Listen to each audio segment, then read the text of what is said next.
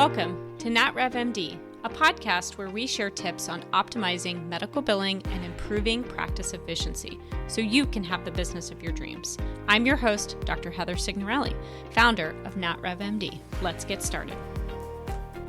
All right. Hi, guys. Welcome to another week of the NatRevMD podcast. So here's the thing. Most urgent care owners are leaving money on the table. They're stuck in survival mode. And today I have with us an amazing owner, clinical leader. She really has done all the things. And she's here to talk about that journey when it comes to entrepreneurship. So having said that, I want to welcome Krysta to the show. Krysta, welcome. Thanks for joining me and being on with me.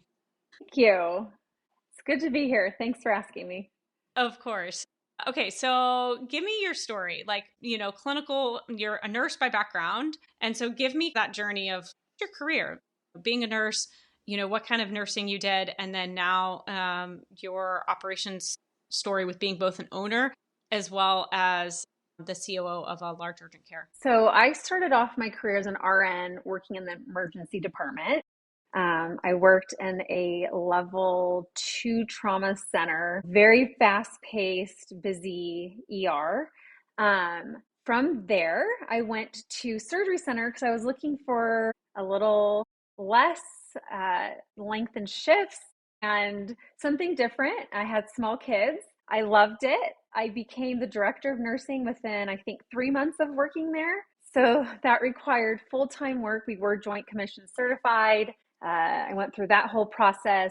We developed a total joint program while I was there, then transitioned to school nursing, again, to have more capacity to be a mom and be home with my kids. From school nursing, my husband is a PA and has worked in the emergency department for 20 years.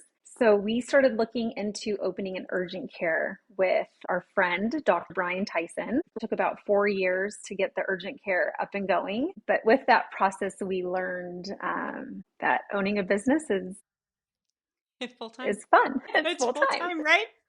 I've done a lot of different things with nursing, and I think that now looking back, each of those roles that I did really set me up to be a business owner.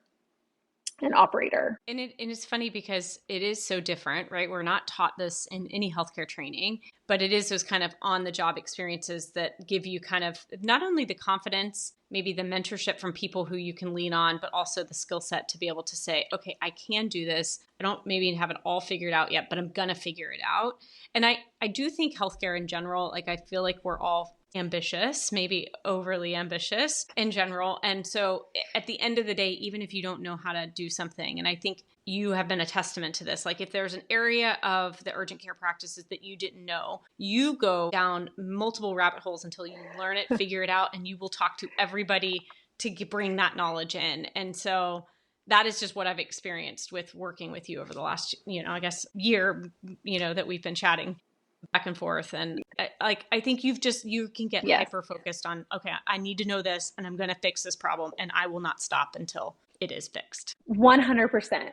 So one of the greatest challenges with opening the urgent care was revenue cycle management. I did not understand it. We're just going to jump right into that. Go for it. Being a business owner and operator, my husband and I were working 7 days a week, every opening hour, before and after. And we just dove headfirst.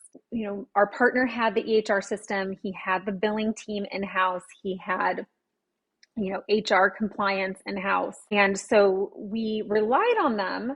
But my personality is that even though you have these systems in place and you have these people, I need to know the background and educate myself so I can understand and speak to them. And understand the terms that they're using and understand the importance of insurance verification. I didn't understand that in the beginning. We spent a lot of time talking about insurance verification. It is the thorn of revenue cycle management. So when we first started, I didn't understand, well, what's the big deal with insurance checks? Why do we need to verify eligibility? So I started researching and educating myself on revenue cycle management. And I didn't know that term fully when we first opened and started, But I knew how to take care of patients. I knew how to do the back office type stuff, but working front desk was new. So I listened to textbooks. I found every book I possibly could and would listen to the books while I was cleaning the urgent care, doing other tasks. And then I started looking at podcasts. And that's when I stumbled upon your podcast. And I'd already had a little background information at the time. And then I listened to one episode, I can't remember what it was. And I was like, oh my goodness. It was like a light bulb moment. I sent it to our CFO, and then him and I just started communicating back and forth with numbers for your podcast. Yep. Because you took everything that I had learned through these textbooks and I was experiencing working front office and learning different ways to verify insurances and check eligibility. And you put it in small, easy to digest chunks that we could understand. And I was like, oh, wait a second. I don't think that's happening for us. I don't think that the in-house billers are doing this. And then I'd question them and they didn't make that connection. So I started noticing small discrepancies and I started asking more questions. And the more questions I asked with the internal billing department, the more challenges I faced with them. I started asking our partners different things. And really, the more I educated myself, the more I learned that we had some improvements that could be made with our revenue cycle management. And I emailed you, and you replied like right away with your phone number. And I was like, oh my gosh, I remember telling my staff, like, you're never going to believe who emailed me. Because they all knew that I was, binging on the podcast books or on podcasts or whatever. Yeah. I'm like, I can't believe it. So, and then we talked and we just had a conversation. Yeah. It's funny because I think we're not taught all of this stuff in healthcare. But yet at the same time, I think having healthcare team members managing and running and operating healthcare businesses is so important, right? Because we get the clinical side of things, we get the patient care workflow piece. But to your point, because we're not taught all of this healthcare business side, it takes a minute and it does take you kind of poking and prodding. And then once it clicks, then it's like, okay, nothing's in our way now. And I think I've seen that from you guys. I mean, from switching RCM with one site to now, all of your locations. But then it's also like, okay, now what process are we improving? And you and the team are like going after process after process after process. And I think that is the sign of a good leader is you dive in, you figure it out, you learn it, you get some experts, and then you just trailblaze. I agree. And it's a challenge. You have to be willing, I think, as a business owner to put in the work. And if you're not working alongside your team and discovering these challenges, I feel like it could hold back your business and hold back the growth that people want. So, I worked front desk every day. I saw the challenges. I worked back office every day, saw the challenges. That prompts my brain to start asking questions and saying, oh, well, how could we improve this? Who can I reach out to that's an expert in this field or has been here and done this to see what's going on? Another thing that's really not talked about in medicine or practice ownership is your EHR system. I mean, that's a whole other topic. How that is set up, like, okay, so there's the first piece of I'm going to select the EHR, right, in the PM software. And I think you guys had a great system identified. I don't think that was ever your issue. But then how to manage then the workflow within the system and how it's set up is such an important part. And yeah, I mean, it's an important piece, as you guys have learned. It's a full-time job in and of itself. We utilize eClinicalWorks. It's very customizable, which is amazing. However, you have to have the capacity to sit on the phone with them or to play around with it and get it up to your individual site standards. And I think that's with any EHR system. Yeah, agree. Across the board. You have to be able to take your workflow, your insurance companies, your medications, your lab tests, whatever you're doing, and use your software to your advantage and get it optimized. And we've had to go through lots of different phases with that and getting coding right in there and making sure one little box was checked. It's been a full-time job, and that's something that unfortunately our partners hadn't done. They started their practice right before COVID hit, and they just exploded. So they didn't have the time to put into this. They went from 0 to 1 million basically overnight with patient volume, and they just did not have the time to manage that. And our partner, that's not his area of expertise. He wants to be with patients. He loves patient care. So once he saw what we were doing at our site, that's when he started having more conversations with me about operations and asked if I would take over as the chief operating officer for all of his urgent cares, which now they're at 3. And we are also starting primary care as well, which has been a whole nother ball of fun piece to figure out. With all of these operational things, we've taken the groundwork that he's laid and just built upon it with him and optimized systems and found different vendors for different things, like payroll and HR and compliance. So there's so many different buckets, and I think so a couple like really big things that I think are good takeaways. So one, I think you going and acting and living in the shoes of all the different roles in your business, I think is really, really an amazing take home.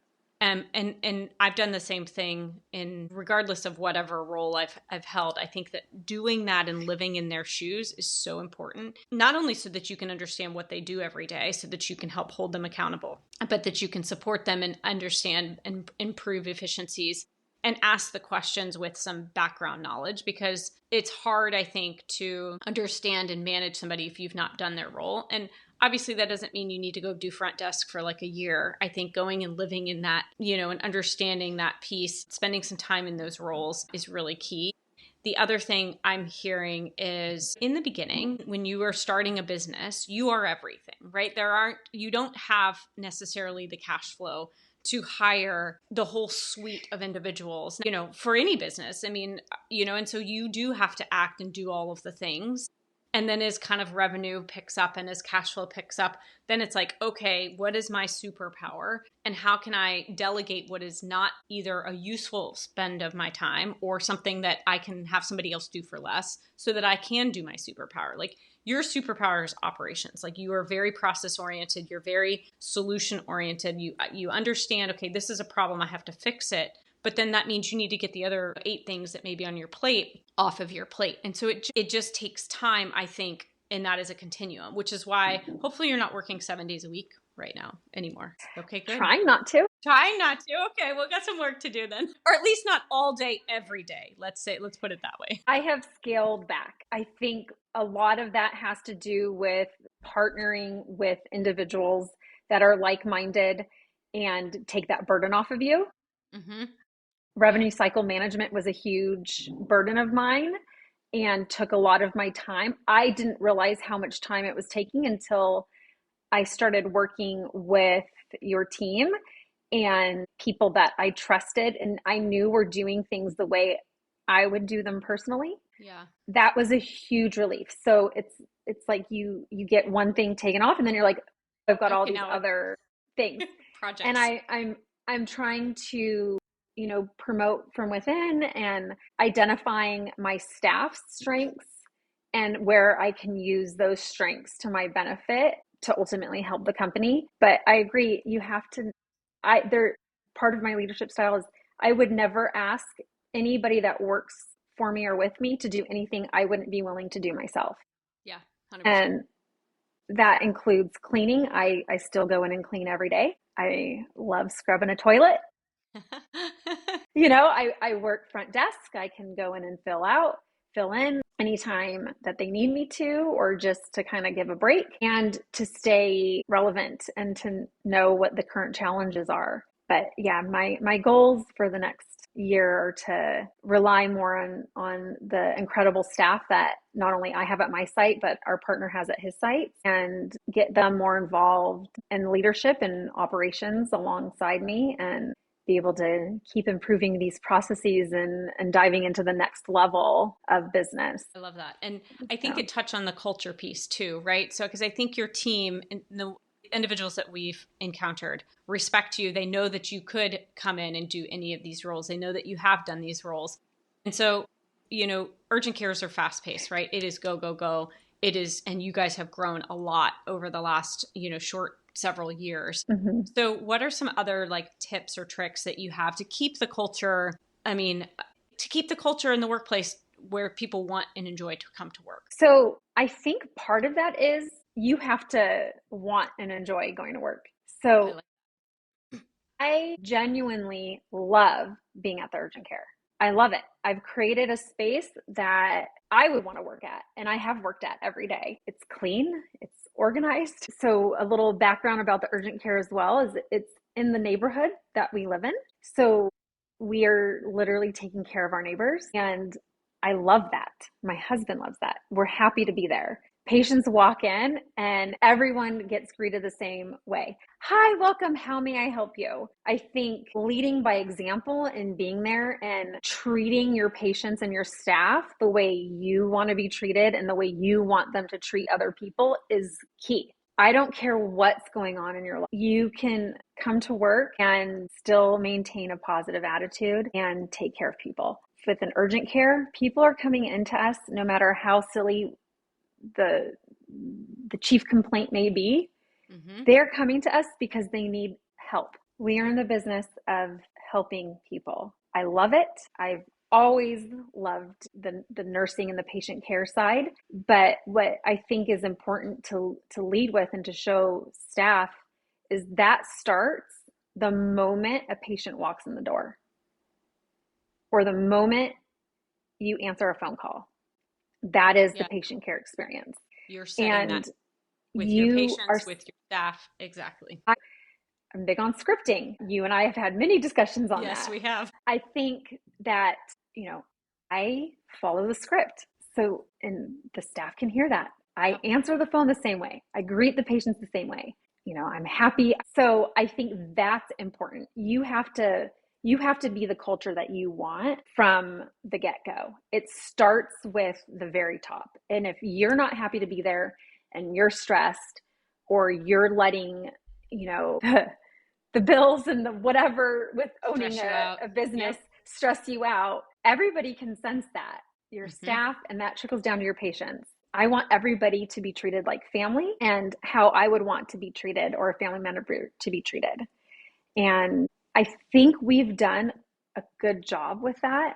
I think we've built an incredible team. I'm very proud of everybody that we have working with us, and I would trust them to take care of my family and my neighbors, obviously, and my friends. And nothing makes me happier than having a friend call and say, hey, to the urgent care today, and everybody was great and they were all happy, and that tells me that I'm doing my job. Nobody's perfect, and I'm not a perfect leader by any means, but I do feel like you have to be what you want for your business.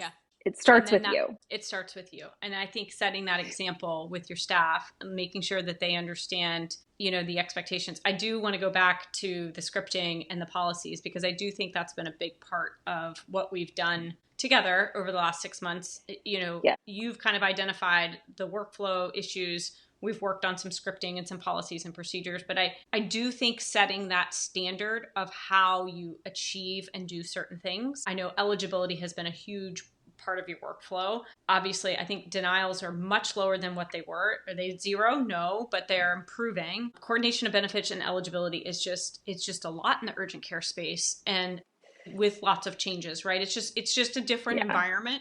And so you guys have worked really, really hard to put in those places, not only at one of the locations, but at all the locations. And I think, just to touch on that a little bit more, you're going to have denials, you're going to have issues. I don't think we'll ever get to Totally. zero because there's human error. And even with the emergence of AI, we're still noticing that's not perfect. Right. What I think has changed for us is now we have a system in place that is tracking these errors and identifying common errors. So now we know how to help the staff improve and hopefully avoid those errors moving forward. Previously, we were getting, this is the error, this is the error, this is the error, but it's like, okay, well, what are we doing about it? Is this a one-off thing or is it regular? Now we know, okay, we had this many errors because of this reason. It was this person doing it. Okay, we need to now go back and do that. And I'm constantly working with Mandy, our billing manager, on ways, how can we improve this? How can we help the staff? How can we educate them? What am I doing wrong, and explaining this to them? Or how have I fallen short with my staff and getting this information across to them so that they can improve and do better? And I think, meeting with another urgent care operator, I think maybe we've got another thing to try that we haven't tried before. So, which is funny because we do competencies assessment in healthcare all the freaking time. Like you and I, how many times have we had to do either competency on a staff member or, in the lab world, like we do competencies. It's a regulatory requirement. Like we have to do competencies all the time. And we have competencies, but just not for front desk. And right. I met with this other amazing leader and she's like, we have the same issues. Here's what we did. And she created this quiz that was beautiful. And I was like, this is like, now that I've seen this is like, why didn't I think of this sooner? Because like you said, we live in a world of competencies. Right. It's healthcare. It's healthcare. We've grown up with competencies. And it's funny, yes. And we have all the checklists, we have policies and procedures, but I do think taking that one step further, not only from a competency assessment of making sure the staff understand, but also setting the expectation that, you need to learn this and understand it. But then also kind of one step further, which is just that ability to have documentation around how a staff member is doing, which I think just helps the organization plan for the future better and understand, right person, right seat. You've talked about like making sure that everybody understands their role, but also is that the right role for them? You've done some moving around of people who maybe previously were in the billing roles who've moved to different roles, and that's been a good fit because you've understood, okay, what is their skill set? What are they good at? What do they like to do? And can we mash all of that with what the business needs and put those people in the right seats, which is really important. 100%. I think if you give your staff enough space to work and have some autonomy, you have guidelines, you have policies and procedures, you have some scripting. But if you kind of just sit back sometimes and observe and listen and watch, you can pick up on their strengths. And sometimes it does mean moving people to a different role or adjusting their current role or noticing, oh, wait, you were doing stellar. You had no errors and now you're having all these errors. What's going on? You have a conversation. I'm like, are you bored? Yeah, I'm bored. Okay, well, let's give you more.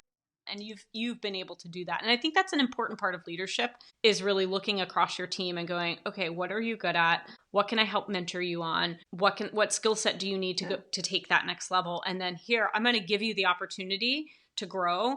And it's okay if you fail. I'm here to catch you, but here, go. I think that's exciting.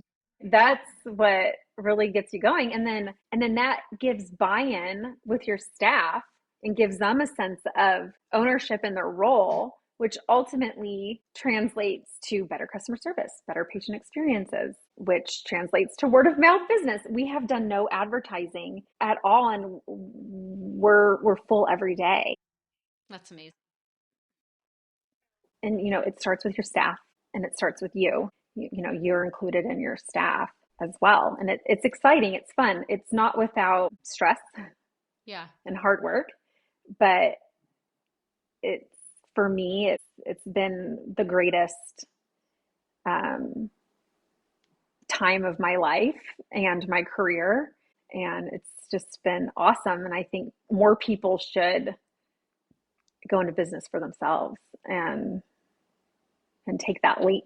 I love it. I mean, and that's one of the reasons why we do this podcast, right? To educate on the topics. But I think hearing from different leaders about how you've built your business, how it is hard. I mean, not sugarcoating this, right? Like you were working. I mean, when we first started talking a year ago, you were, I think, literally at one of our conversations sitting in the front desk and managing something. And then you had to step away so we could have our conversation. So, but that hard work led to where you're at now. And yeah, you're still continuing to push and to grow the company, and that devotes time that you need to put into the business, but you enjoy it and you show that you're enjoying it to your staff. And again, I mean, just watching you guys operate your business with your team members, watching you guys kind of move people around, watching your, the business grow and opening up kind of new segments of the business has been really cool. And I think you guys embody that leadership that I think a lot of people just want to have that skill set as well. And so I'm hoping that when doing these podcasts with the interviews, that the listeners are taking away those tidbits of things. Okay, go sit in people's roles, work on policies and procedures and scripts, understand where people are best suited in terms of role fit. And then again, it's back to what you said, it's setting that example. Like what do you walk into the office portraying every day? If it's stress and concern and worry, even if those are legitimate fears and legitimate feelings, turn it around, show the staff that you can be positive, and then deal with the other stuff as it comes. I thought of another important thing. I think that's really valuable is you don't know what you don't know. And it is 100% okay to have an idea and to think you kind of understand something. And then the more you educate yourself and the more you learn, it's okay to say, oh, wait, I was wrong. Yeah, totally. And let's change course. Let's adjust our trajectory now. I've done that many times in different roles as a leader. You can think of a process. You can think what you're doing. Eligibility is not important. It doesn't matter. Whatever. Like, we're just going to ignore that. And then be like, hold on. That is the most important job. You are the most important job or role in this whole process. We have to get it right. Here's why it's important. And then showing them that I think you have to be flexible and have a very fluid mindset that you're going to try something. And if it doesn't work, again, you do that with some education. You do that with the input of the team. That is part of a business. I think these three things could potentially work. I'm going to try one, see if it works. Or if it doesn't, then I'm going to move to one of the others. But I think you're right. I think having that flexibility, getting that team dynamic input, but at the same time, like constantly just moving the team into, a further progression for the business. Yeah. And then tracking it and tracking looking at the data. I love data. So I don't make a lot of decisions without having data to support it as well. And that's hard for some people, but you have to be willing to look at the data and look at how things are working and change course or go, oh, that didn't work out as well as I want to. Nope. Let's change course. Let's put this person in this role. Let's adjust this. Let's do this. So you're constantly evolving, and I don't want to say looking for the next best thing, but looking at ways to optimize and improve efficiency and ultimately improve the revenue. We did not start this business to get rich or make a ton of money. We really wanted to help people. This is kind of our end game of our careers, and we wanted to do something to give back to the community, but we need to pay the bills and have money to pay the staff. And that comes from revenue, doing all of these other things, so it's fun. It's a wild, crazy process, and don't be afraid to ask for help and to talk to other people. Other business owners are not scary people. Most of them are willing to help. And I think more people need to talk and more people need to get together and share ideas and work together to help grow other businesses and help support each other. I think it's just really inspiring. And you've truly gone from clinician to business owner to major operations over a large organization. You've worked on culture, you've worked on policies and procedures, you've changed RCM.